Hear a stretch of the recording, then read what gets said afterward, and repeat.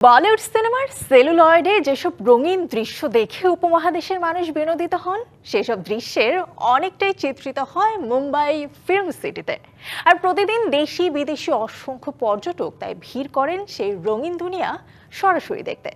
যেখানে ঘুরতে গিয়েছিলেন আমাদের সহকর্মী ইসরাত জাহান উর্মি, আর তুলে এনেছেন তার কিয়দাংশ। মুম্বাইয়ের গোরেগাঁওয়ের সঞ্জয় গান্ধী জাতীয় উদ্যানের কাছেই মুম্বাই ফিল্ম সিটি। সমন্বিত ফিল্ম স্টুডিও কমপ্লেক্স বলতে যা বোঝায় এটি তাই। প্রায় ৫০০ একরের এই কমপ্লেক্সে আছে ৬০টির বেশি আউটডোর স্পট আর ১৬টি ইনডোর বা স্টুডিও।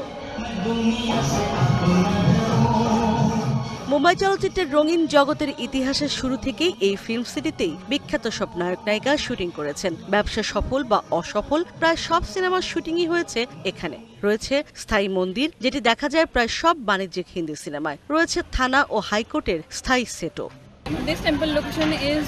এই মন্দির ১৯৭৭ সাল থেকে স্থায়ীভাবে তৈরি হয়েছে। অনেক জনপ্রিয় সিনেমার শুটিং এখানে হয়েছে, যেমন কুছ কুছ হোতা হ্যায়। পরিচালকের পছন্দ অনুযায়ী মন্দিরকে সাজিয়ে নেন তারা। এটা স্থায়ী সেট। হাইকোর্ট সংক্রান্ত যত শুটিং হয় তা এখানেই হয়। শুধু আর্ট ডিরেক্টর তার পছন্দ অনুযায়ী রং বদলে নেন। মেঘপাহাড়ের কুয়াশায় নায়িকারা আঁচল উড়িয়ে যে নাচ গান করেন সেসব স্পটেরও দেখা মেলে এই চলচ্চিত্র নগরে। বলিউড থিম পার্কে মিলবে শোলের গব্বর সিং থেকে আমির খানের পিকেকেও। टुकु देखा था भैया, हमका पहचान है, हम पीके हम यहाँ बॉलीवुड पार्क में हमका यहाँ टूरिस्ट आते हैं, यहाँ इनका मैं एंटरटेन करता हूँ, मनोरंजन करता हूँ। हम look like Aamir Khan. 3 idiots থেকে রাজস্থানী বিভিন্ন সিনেমার সেট দেখে প্রতিদিন মুগ্ধ হন দর্শকরা। বলিউডে মুম্বাই যেখানে তারকারা থাকেন, আমরা যাদেরকে পছন্দ করি, সেই মুম্বাই ফিল্ম সিটি আমরা দেখলাম এবং এটি খুবই সুন্দর। এটা এত বৃহৎ এলাকা নিয়ে 1977 সালে ভি শান্তারামের নির্দেশনায় ফিল্ম সিটির পরিকল্পনা ও নির্মাণ কাজ হয়েছিল।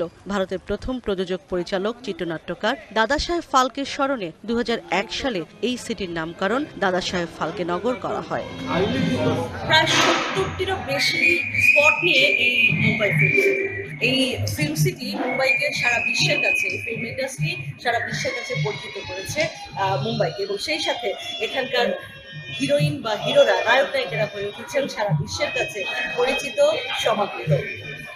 Israt Jahan Urmi, DBC news, Mumbai film city, Mumbai.